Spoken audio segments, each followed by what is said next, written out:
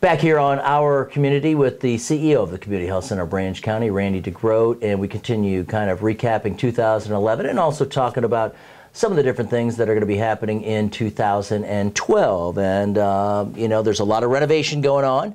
Let's talk about the floor renovation and which floors you're talking about, and what are some of the plans that are going to be happening. Well, basically, we've got a pretty significant renovation project in the planning stages, very near the end of those planning stages, and that's a total renovation of the second and third floor of our main patient tower. That's our medical unit and our surgical pediatric unit, as well as our ICU area. And that really is a focus on updating those rooms for the current day expectations. But the biggest part of that is really trying to add private rooms, making as many private rooms as we can and still maintain the right number of bed counts so that we can meet the patient needs. Mm-hmm. And when you talk about the private rooms, I know more and more hospitals are going that way. Are you finding that with the outpatient you know, activity in healthcare that less people are staying, you know, overnight, that sort of thing? Well, inpatient business has been on the decline for a number of years. More and more things are moving outpatient, primarily as a result of technology. They're just able to do things that, you know, procedures that you used to come into the hospital and convalesce for 4 or 5 days, you're there for a matter of hours now, and you're back out the door. So, and that's just technology that allows that. So, yes, you know, we're seeing a change in that, and that's why 10 years ago we spent a fairly significant amount of money revamping the outpatient areas, because that's where the business growth was.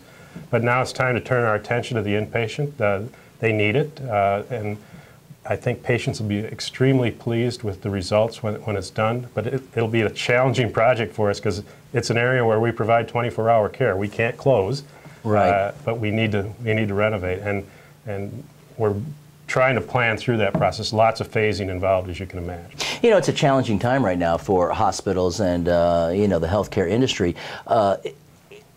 Is this money you know, set aside from some fund? Is it how is some of this being funded? Well, basically, we've asked the Branch County Bonding Authority to fund this. We're gonna issue bonds to do it. We technically would have the cash to do it internally, but in today's environment, cash is king. We try to keep our balance sheet strong. One of the reasons we feel very strongly about being able to do this is we're under-leveraged. We haven't gone to the market and borrowed much money. For a hospital our size, we have very little debt, so we have the ability to go out and borrow. The bonding authority has always been a good resource for us, and the commissioners have been supportive of that. And I think it's how we reinvest in our community. Basically, as a community hospital, that's where the monies go back into the facility.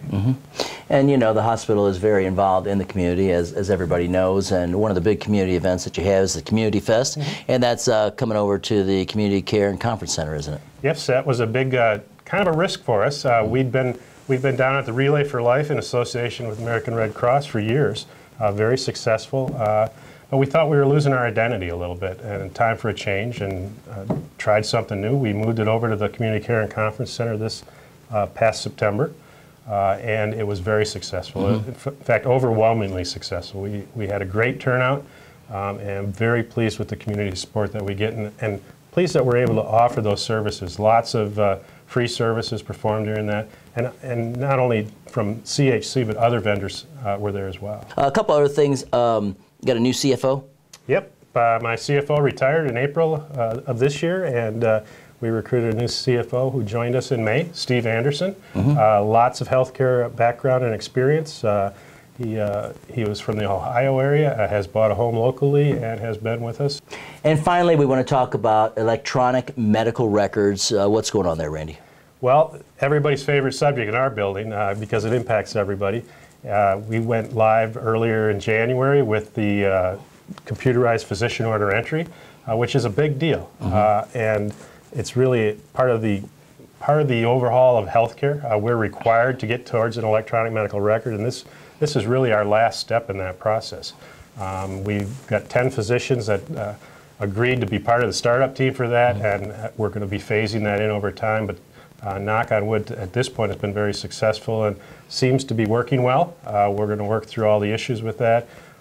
It will It will slow physicians down initially as the learning curve is there, but after a while, I think they'll come to value that, and it really meets the obligations that we're required to meet with the federal government for electronic medical records. All right. Well, Randy, thanks for stopping by and talking with us about what's going on at the hospital. My pleasure, Tim. All right. Randy DeGroot, he's the CEO of the Community Health Center of Branch County. I'm Tim Hart, and you're watching Our Community.